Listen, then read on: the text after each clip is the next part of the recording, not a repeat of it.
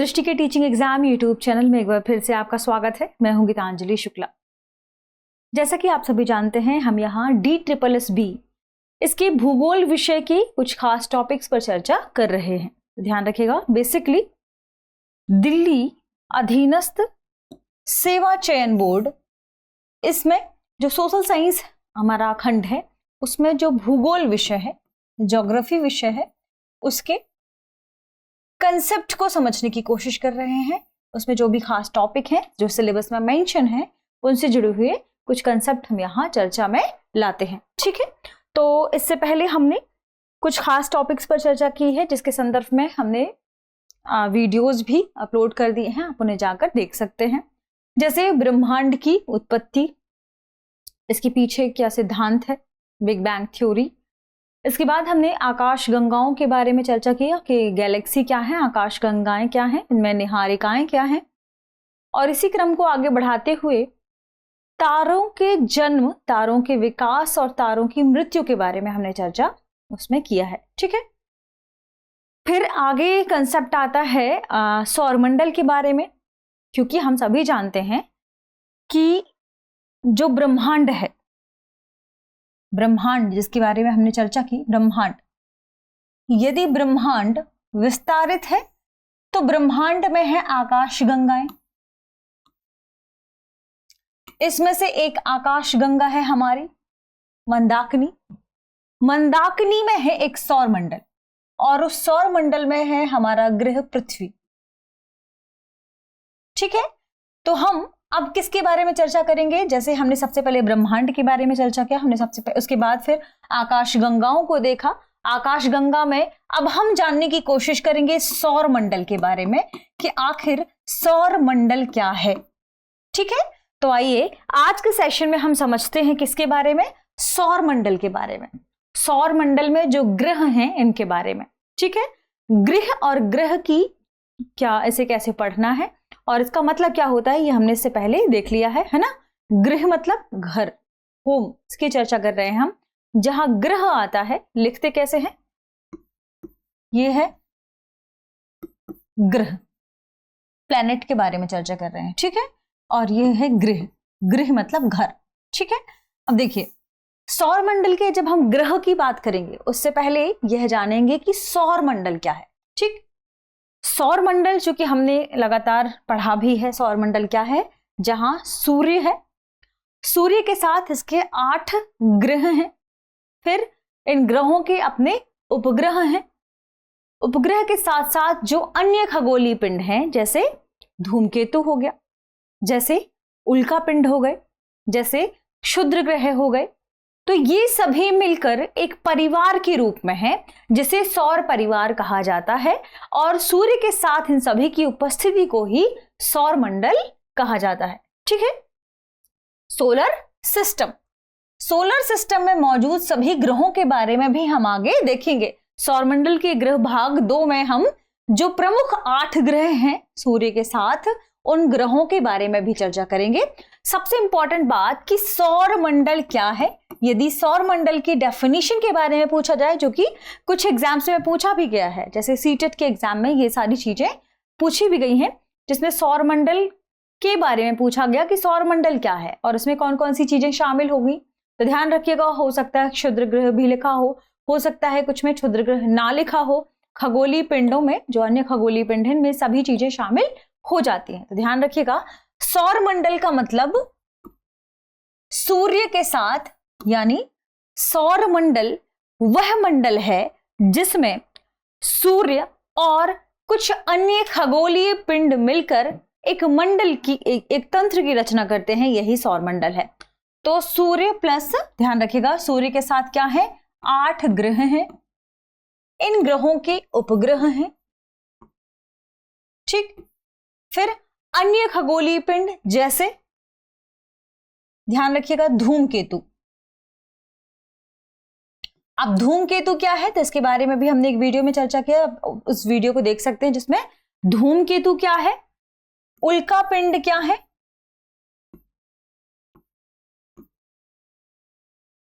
क्षुद्र ग्रह क्या है, इसे हमने डिटेल से समझा है। ठीक है, तो आप उस वीडियो को देख सकते हैं। सौर मंडल क्या है? सौर मंडल सूर्य के साथ साथ क्या 8 ग्रह, उपग्रह, धूमकेतु, उल्कापिंड, क्षुद्र ग्रह, ये सभी मिलकर सौर मंडल का निर्माण करते हैं। तो सूर्य, 8 ग्रह और ये सारी चीजें ध्यान रखिएगा शामिल है। अब अगर आपसे डेफिनेशन पूछी जाए तो डेफिनेशन क्या देंगे आप सौर मंडल की? कि सूर्य और सूर्य के ये 8 ग्रह मिलकर, जिनमें उपग्रह, अन्य खगोलीय पिंडों में उपग्रह, धूमकेतु, उल्कापिंड, क्षुद्र ग्रह शामिल हैं, ये सूर्य की गुरुत्वाकर्षण शक्ति के भीतर रहकर सूर्य की परिक्रमा करते हैं और इस प्रकार निर्मित मंडल को ही सौर मंडल या सूर्य मंडल कहा जाता है, सौर परिवार कहा जाता है। और इन ग्रहों में पृथ्वी भी शामिल है, इन ग्रहों में पृथ्वी भी शामिल है, इस बात को ध्यान रखना है। ठीक है, तो जब डेफिनेशन पूछी जाए तो आपको क्या बताना है सूर्यमंडल की या सौर मंडल की डेफिनेशन? कि सौर मंडल उस मंडल को कहते हैं जिसमें सूर्य के साथ 8 ग्रह एवं अन्य खगोलीय पिंड जैसे धूमकेतु, उल्कापिंड, क्षुद्र ग्रह सूर्य के गुरुत्वाकर्षण बल के अधीन होकर या सूर्य के गुरुत्वाकर्षण बल के संपर्क में आकर क्या करते हैं? सूर्य की परिक्रमा करते हैं, यही सौर मंडल कहलाता है। ठीक, सूर्य और सूर्य के गुरुत्वाकर्षण बल के प्रभाव से ये सभी ग्रह, उपग्रह, खगोलीय पिंड, क्षुद्र ग्रह क्या करते हैं? सूर्य की परिक्रमा करते हैं। इन सभी की डेफिनेशन, उपग्रह क्या है, क्षुद्र ग्रह क्या है, उल्कापिंड क्या है, माफ कीजिएगा उपग्रह इसमें शामिल नहीं है, धूमकेतु, उल्कापिंड, क्षुद्र ग्रह, ये हमने डिटेल से चर्चा किया है, आप उस वीडियो को भी देख सकते हैं जो आपको इसके पहले मिल जाएगी। ठीक है, अब इंपॉर्टेंट बात कि सूर्य क्या है, क्योंकि हमें इनके बारे में भी जानना है। सूर्य एक तारा है, सूर्य एक तारा है। अब यहां प्रश्न उठता है कि तारा क्या है, तो इसके बारे में भी हमने तैयार किया है एक पूरे वीडियो कि तारा क्या है, तारों की उत्पत्ति कैसे होती है, तारों का विकास कैसे होता है और तारों की मृत्यु कैसे होती है। सूर्य कौन सा तारा है? सूर्य प्रौढ़ तारा है। प्रौढ़ तारा यानी वह तारा जिसका कलर क्या है? पीला या नारंगी, जिसका कलर नीला है, ध्यान रखिए, या सफेद कलर है, वह बिल्कुल युवा तारा कहलाता है। ठीक, तारों के भीतर क्या नाभिकीय संलयन की क्रिया चलती रहती है, जिसके माध्यम से हाइड्रोजन हीलियम में कन्वर्ट होता रहता है और नाभिकीय संलयन की क्रिया की वजह से इनमें बहुत अधिक मात्रा में प्रकाश और ऊष्मा उत्सर्जित होता है। यानी जो तारा है वह क्या है? वे स्वयं के प्रकाश से प्रकाशवान है ना। तारों के बारे में ध्यान रखिएगा, इनका अपना खुद का प्रकाश है और ये इसी के प्रकाश से प्रकाशित होते हैं। और सूर्य भी एक तारा है। ठीक, सूर्य एक तारा है और सूर्य के बारे में खास बात यह है कि सूर्य पृथ्वी के सबसे नजदीक स्थित तारा है। ठीक, अब देखिए, सूर्य एक तारा और यह पृथ्वी के सबसे निकटतम है, पृथ्वी के सबसे निकटतम है। ठीक, लगभग डिस्टेंस पूछा जाए तो 15 करोड़ किलोमीटर, ध्यान रखिएगा। प्रॉक्सिमा सेंटोरी दूसरे नंबर का तारा है, पृथ्वी के सबसे नजदीक, ध्यान रखिएगा। पृथ्वी के से सबसे नजदीक क्या है? सूर्य। डिस्टेंस क्या है? 15 करोड़ किलोमीटर। प्रॉक्सिमा सेंटोरी दूसरे नंबर का सबसे नजदीक तारा है, डिस्टेंस कितनी है? 4 लिखेंगे, 13 बार 0 लगाएंगे,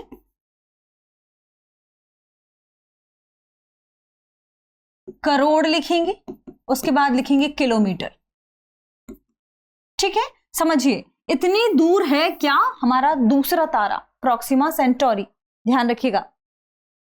तो जब इतना डिस्टेंस है, इतना दूर है, तो इसका मतलब क्या है कि सबसे निकटतम तारा क्या है? सूर्य ही है।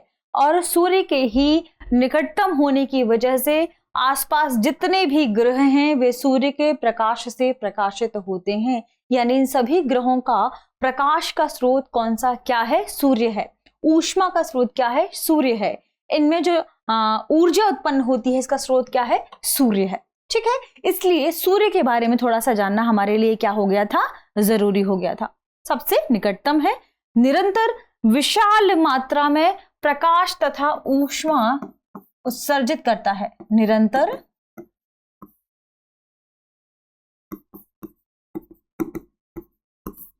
विशाल मात्रा में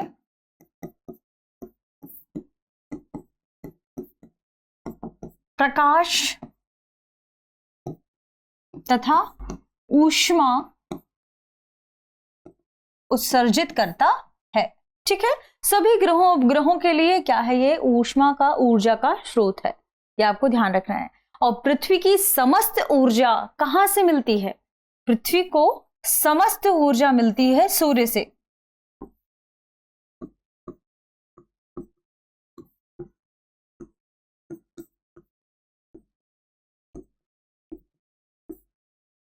सूर्य से। ठीक, तो ये तो हमने समझा कैसे, सूर्य के बारे में।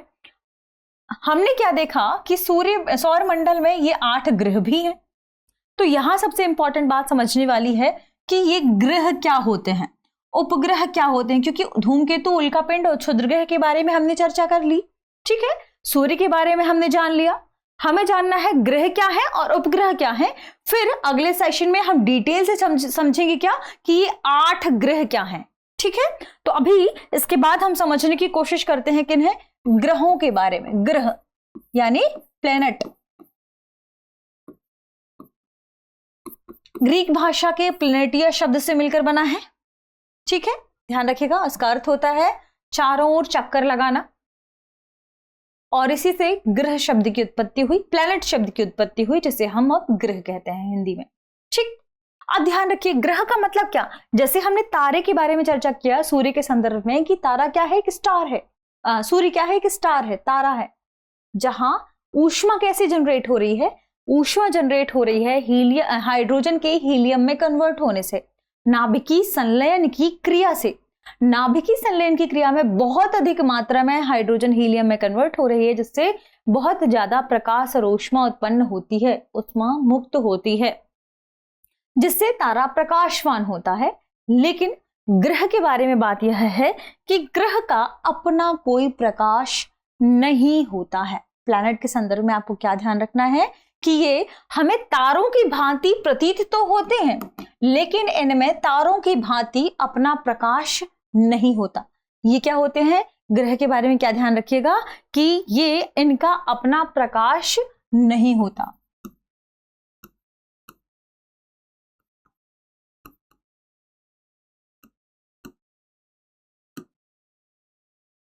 ये किससे, तारों के प्रकाश से। यदि हम सौरमंडल की बात करें तो सूर्य के प्रकाश से ही सभी ग्रह क्या होते हैं, प्रकाशित होते हैं।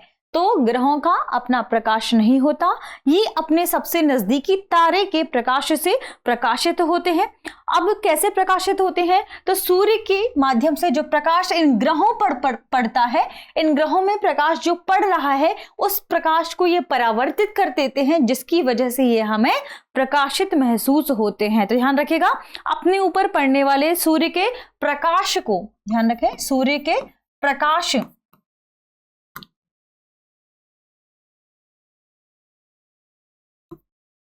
प्रकाश को क्या कर देते हैं, परावर्तित कर देते हैं, जिस वजह से ये हमें प्रकाशवान दिखाई देते हैं। इस वजह से ग्रह क्या होते हैं, प्रकाशवान हमें लगते हैं। तो ध्यान रखिएगा कि जो तारे हैं वे टिमटिमाते हैं, लेकिन ग्रह टिमटिमा नहीं सकते, क्योंकि अपना इनका खुद का प्रकाश नहीं होता। टिमटिमाने की क्रिया में हम सभी जानते हैं पूर्ण आंतरिक परावर्तन काम करता है, जिस वजह से तारे टिमटिमाते हैं। और यहाँ ग्रहों के साथ ऐसा कुछ भी नहीं है, क्योंकि अपना खुद का प्रकाश नहीं है, इस वजह से वह नियम यहाँ कार्य नहीं करेगा, भौतिकी का वह नियम, वह लॉ यहाँ पर कार्य नहीं करेगा। ठीक, ग्रहों के बारे में खास बात क्या कि प्रत्येक ग्रह कोई भी है, जैसे हम सौरमंडल की ही बात करते हैं तो जितने भी यहाँ पर ग्रह हैं, इन सभी ग्रहों का अपना एक परिक्रमण काल है। प्रत्येक ग्रह सूर्य के चारों ओर परिक्रमा करता है और यही उसकी कक्षा कहलाती है। ठीक है, और जितने समय में वह सूर्य की परिक्रमा कर रहा है वह उसका परिक्रमण काल कहलाता है, परिक्रमण काल कहलाता है। ठीक है, ध्यान रखिएगा, किसके बारे में बात की हमने, किसके, ग्रहों के बारे में। ये सन है, या मान लीजिए यहाँ कोई ग्रह है, उसके बारे में हम चर्चा कर रहे हैं। ठीक है, प्रत्येक ग्रह क्या करता है, निश्चित पथ पर सूर्य की परिक्रमा करता है, जो उसकी कक्षा कहलाती है। ठीक, एक ये डेफिनेशन आपको ध्यान रखनी है, ग्रह द्वारा सूर्य की एक परिक्रमा पूरी करने में ग्रह द्वारा सूर्य की एक परिक्रमा पूरी करने में लगे समय को परिक्रमण काल कहते हैं। इसके अलावा यह जो ग्रह, आपने जिस ग्रह की बात की कि एक समय पूरा करने में से जो समय लगा वह इसका ग्रह का परिक्रमण काल कहलाता है। अब सूर्य से किसी ग्रह की दूरी कितनी है, सूर्य से किसी ग्रह की दूरी कितनी है, यह तय करता है कि किसी ग्रह का परिक्रमण काल कितना होगा। जितनी अधिक दूरी होगी उसका परिक्रमण काल उतना अधिक होगा। इसके अलावा ग्रह अपनी ही कक्षा में भी घूर्णन करते हैं, यानी एक ग्रह लीजिए और ध्यान रखिए कि यह सूर्य के चारों तरफ तो घूम ही रहा है, लेकिन यह अपनी जगह पर भी कुछ इस तरीके से घूम रहा है और ऐसे घूमते घूमते वह सूर्य के चारों तरफ भी घूमता है। तो जो अपने अक्ष पर वह घूर्णन कर रहा है उसका घूर्णन काल कहलाएगा, उस ग्रह का वह क्या कहलाता है, घूर्णन काल कहलाता है। उस ग्रह का घूर्णन काल, किसी और का नहीं, ध्यान रखिएगा। उस ग्रह का क्या कहलाता है, घूर्णन काल कहलाता है, या आप कह सकते हैं कि उसकी घूर्णन गति कहलाती है। तो ग्रह अपने अक्ष पर घूर्णन गति करता है जिसे उस ग्रह का घूर्णन काल कहते हैं। ग्रहों के संदर्भ में जो चीजें हैं उसे हम यहाँ चर्चा में ला रहे हैं, ध्यान रखिएगा। एक और खास बात कि जैसे मान लीजिए हम पृथ्वी की ही बात करते हैं, ठीक है, जैसे पृथ्वी, तो कुछ ऐसे भी ग्रह हैं जिनका अपना उपग्रह है,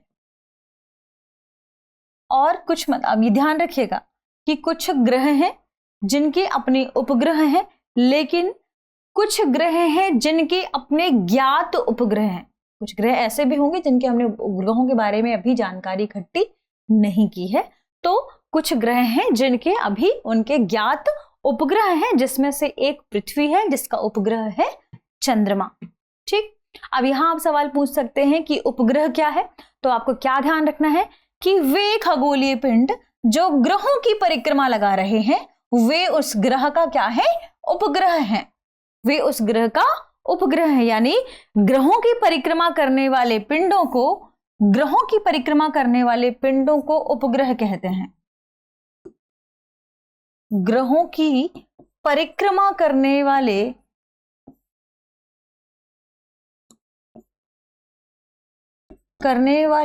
पिंडों को क्या कहते हैं, उस ग्रह का उपग्रह कहते हैं।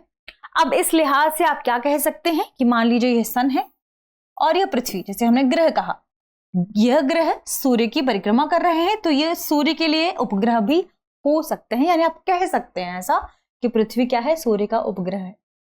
लेकिन पृथ्वी अपने आप में एक ग्रह भी है, ध्यान रखिएगा।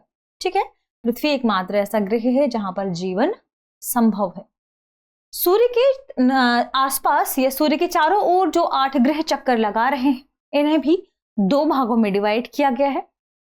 वे ग्रह जो सूर्य के नजदीक हैं, चट्टानों से निर्मित हैं, उन्हें आंतरिक ग्रह कहा जाता है, और वे ग्रह जो सूर्य के बहुत दूरी पर स्थित हैं या दूर स्थित हैं, काफी बड़े आकार के हैं, जैसे बृहस्पति से क्रम शुरू हो जाता है, मंगल तक तो आप कह सकते हैं कि ग्रह छोटे छोटे हैं, लेकिन बृहस्पति का आकार आप देखेंगे एकाएक बढ़ा हुआ प्रतीत होगा सौरमंडल में, जब आप उस डायग्राम को देखेंगे तो।